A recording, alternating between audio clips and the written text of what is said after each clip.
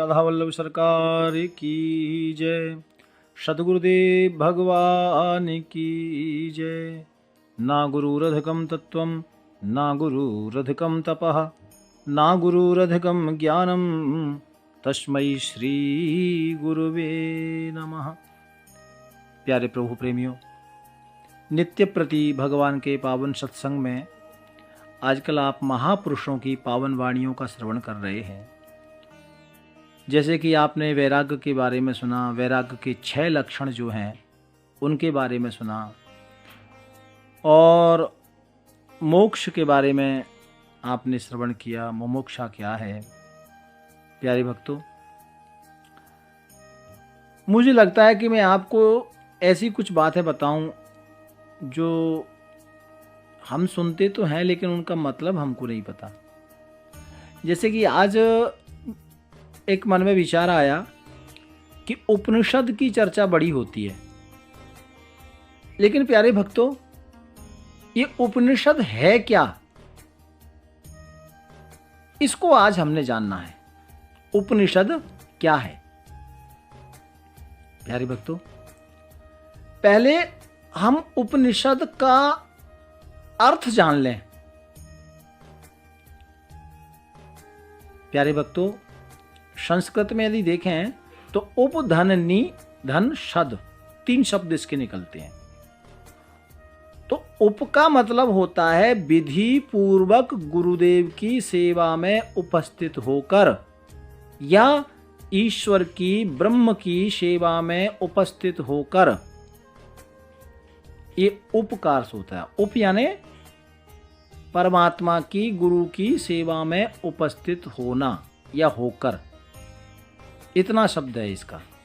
और आगे आता है नी, उप नी। तो नी का मतलब होता है निश्चय पूर्वक संपूर्ण त्रुटियां उनको निचोड़कर। प्यारे भक्तों, और आगे आता है शद, उप नी शद।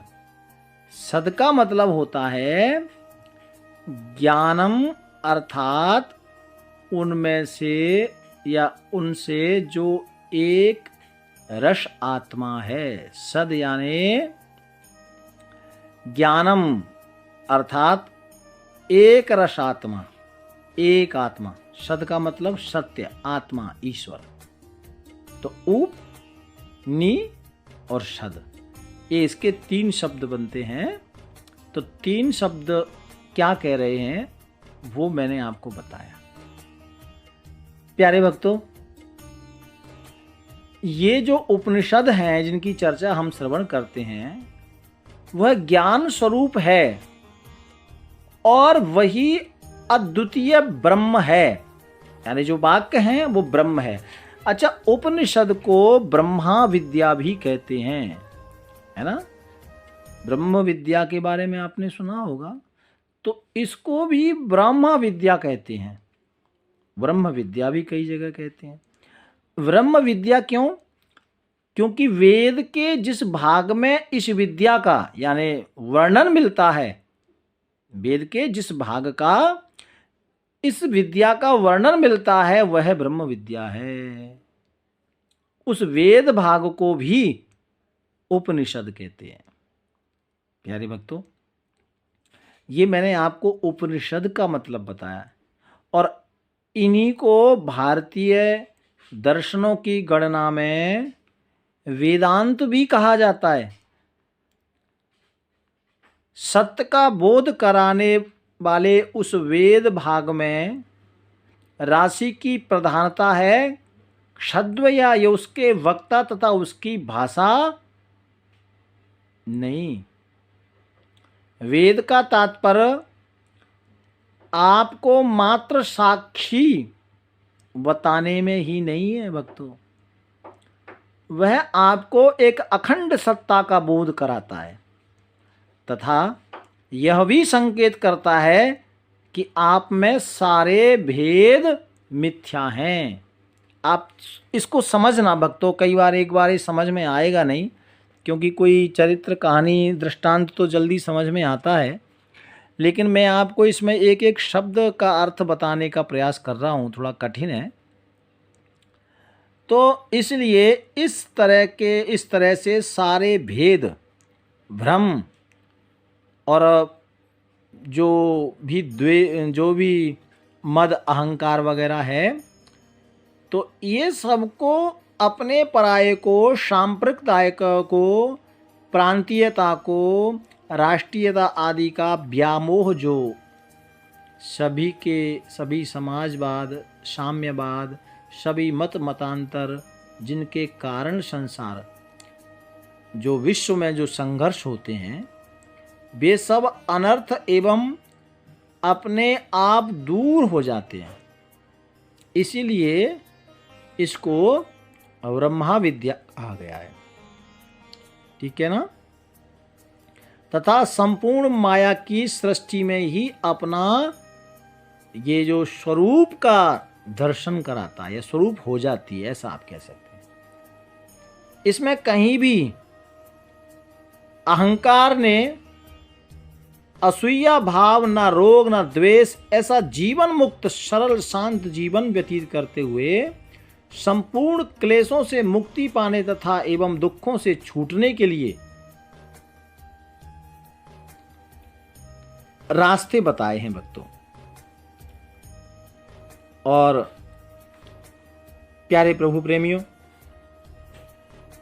जो वेदांत है, उपनिषद को मैंने कहा ना वेदांत, तो वेदांत विद्या भी इसे कहा गया है, वेदांत विचार भी इसे कहा गया है।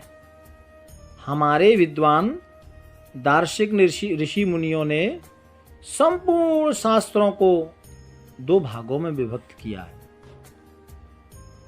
शासन शास्त्र, जो कि विधि निषेध के अनेक उपायों का वर्णन उसमें मिलता है, तथा एक तरह से समाज को शासित करने में तथा उच्छृंखला को एक कर विधि समस्त का व्यवहार एवं निरूपण कर समाज को मर्यादा के सूत्र में बांधकर सभी के लिए उपयोगी बनाते हैं।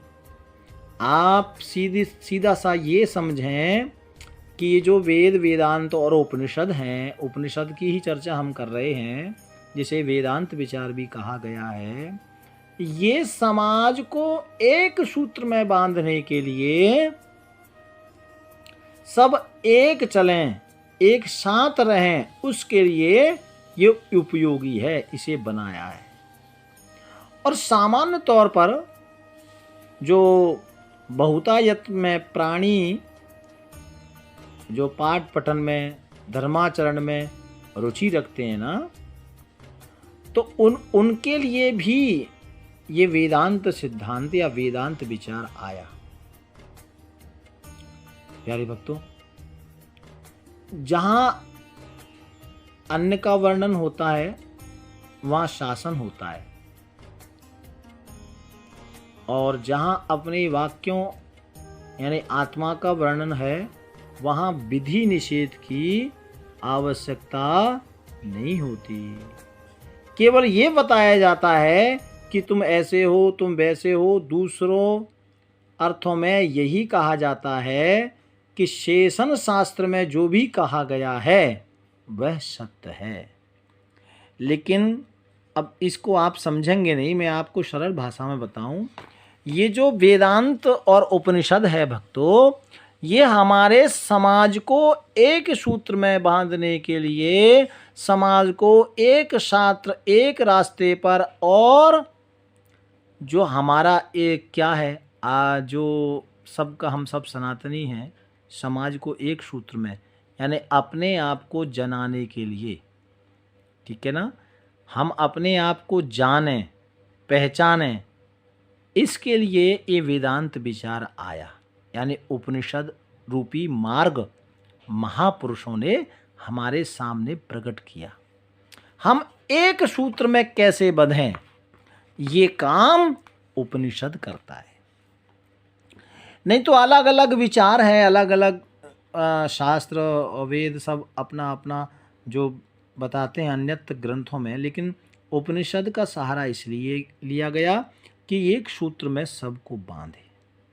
और सत्य का बोध कैसे हो, सबको कैसे संसार में शांति मिले और भगवान को पाने के लिए मार्ग मिले, इसके लिए ये उपनिषद का ज्ञान हमारे समाज में आया। कई बार कोई चीज़ समझ में नहीं आती है ना भक्तों, तो जैसे हम लोग उदाहरण के माध्यम से समझाते हैं ना, ऐसे ही वेद और जो हमारे अन्यत्र शास्त्र हैं और इतने कठिन हैं कि वो बात समझ में आती नहीं। जैसे कि आज का जो चर्चा हम कर रहे हैं, तो इसको शायद एक बार में समझ में आएगा नहीं, इसको हमें समझना है। तो कई बार वेदों की गल्लाएं समझ में नहीं आती हैं, तो उस सहारे के लिए ये उपनिषद बनाया। उपनिषद का मतलब होता है भगवान की विद्या, आप सरल भाषा में ऐसा माने, ठीक है ना। ब्रह्म विद्या भी कहा गया है। और उपनिषद हमें मार्ग में, श्रेष्ठ मार्ग में ले जाने का कार्य करता है। ठीक है जी, प्यार से बोलो राधे राधे राधे राधे।